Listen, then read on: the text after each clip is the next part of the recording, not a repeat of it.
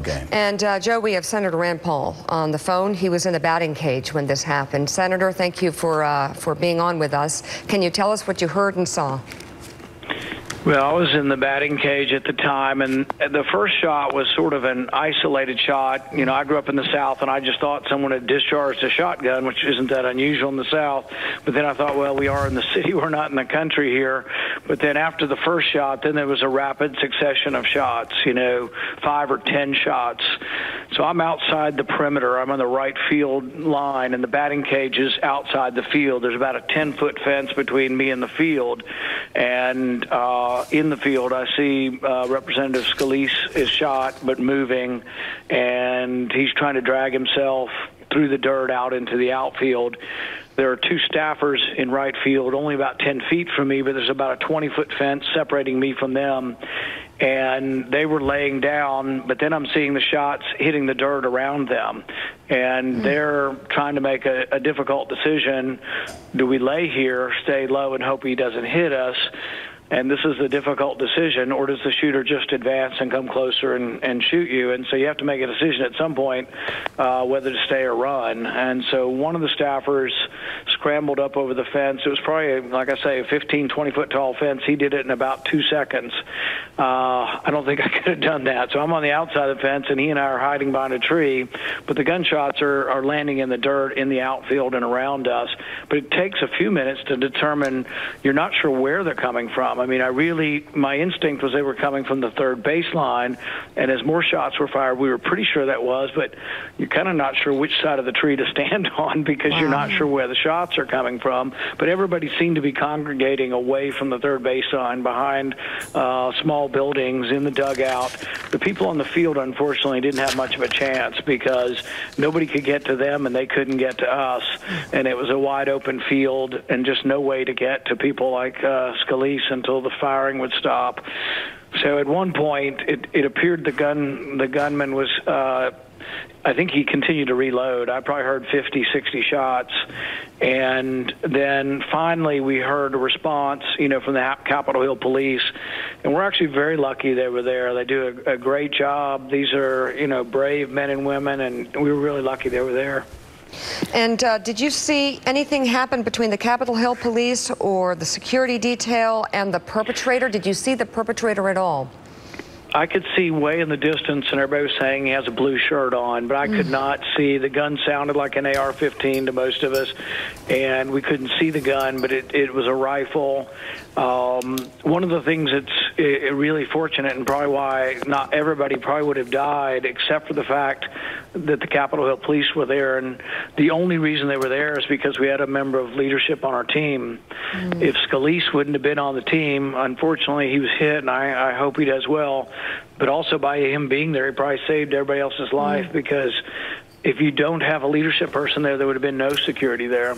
Wow. Senator, how public is this practice, this congressional baseball practice, in terms of someone being there with a specific intent, a motive to shoot at people on a field?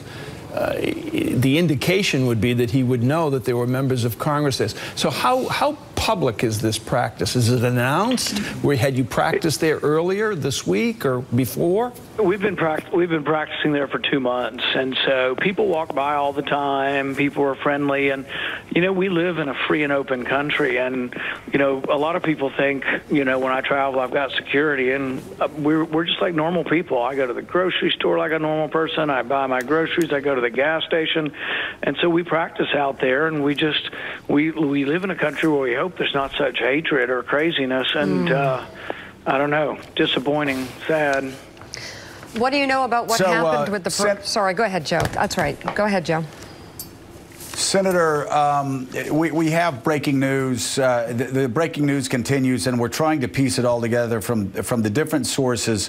But it says that Steve Scalise and 2 Capitol Police officers have been hurt. We had heard earlier that aides had been hurt. You talked about the 2 aides lying down in the outfield. Did you see whether either one of those aides who were lying down, the one who stayed or the one who jumped over the fence, whether either one of those 2 aides were shot?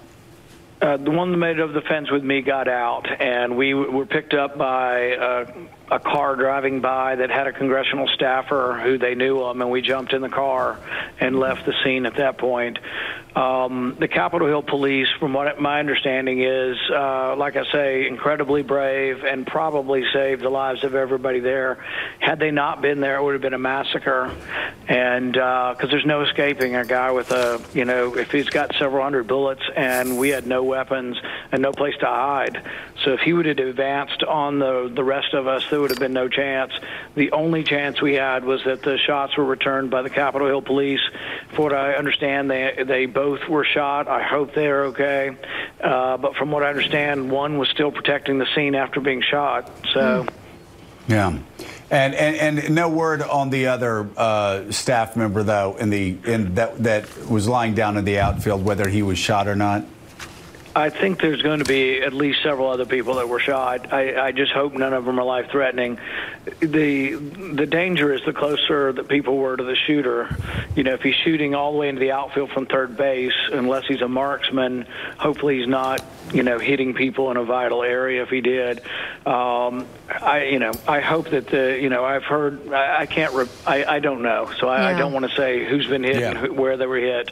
I have heard that and looked like Scalise was hit in the leg or the hip, and I wish him the best, and I hope they got him quickly to the hospital. And he was moving, which is a good first sign anyway. Senator, what are we hearing? You from your recollection and from what you're hearing on the scene, just one perpetrator, and do we know his fate? I think he was taken down by the Capitol Hill Police.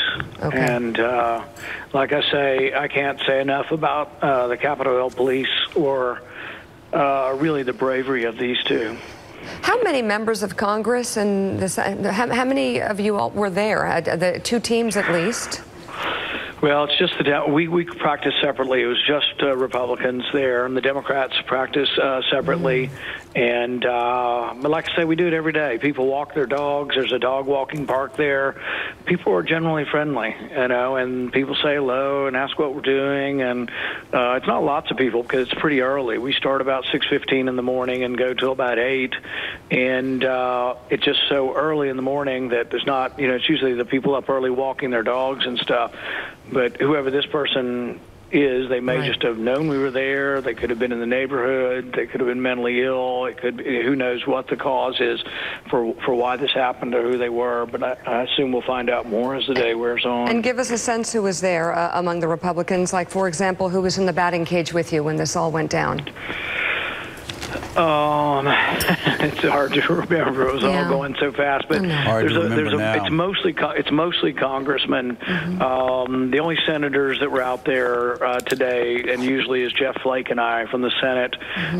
Kevin Brady, the chairman of Ways and Means, was out there this morning. He and I share the same bat, and we had been up at the plate earlier. And it's just sort of a fluke of where the gunman's turned out, because I was at the home plate batting 3 minutes before then, and I was getting ready to leave, and sometimes I give Senator Flake a ride home, and so we were getting ready to leave, and I think he may have been in the dugout, and I haven't heard anything bad, so I'm assuming he's okay. But he said, "Are you ready to go?" And I said, "Well, I'm going to go one more time to the batting cage." And so I guess my zeal for one more turn at bat actually helped me, because I was at the farthest point from the shooter, and I was able to get outside the fence. The fence is pretty tall, and so there's not that many exits to the fence, and so you have got one place you can run through. But I was already outside the fence in the batting cage, and really I was probably at about the farthest point and still be in the ballpark from where the shooter was. So it was I guess I was in a lucky spot, and I hope everybody does okay, and just I guess mostly sad that this kind of stuff happens. Very. Joe? Mika, some details that we are hearing.